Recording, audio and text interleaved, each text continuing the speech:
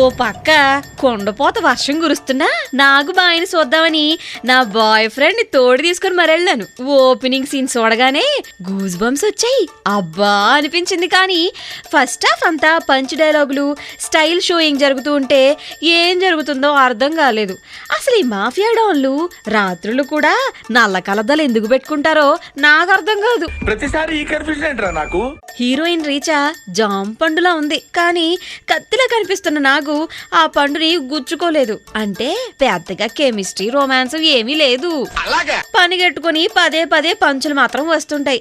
Interval time కి కాస్త twist ఇచ్చాడు. సెకండ్ హాఫ్ సంపేస్తాడులే అని చూస్తుంటే ఇక్కడ అదే పరిస్థితి. ఏదో ఒకటి అరా నవ్వులు తప్ప బ్రహ్మి కూడా ఏమీ చేయలేకపోయాడు. నాగార్జున తను చేయగలిగింది అంతా చేశాడు. సినిమా అంతా ఎంచక్క నవ్వుతూ కనిపిస్తాడు, కానీ డాన్స్లే బాగా లైట్ తీసుకున్నాడు. ఆయన నాగు నుంచి డాన్స్ ఏమి ఎక్స్పెక్ట్ చేస్తాం?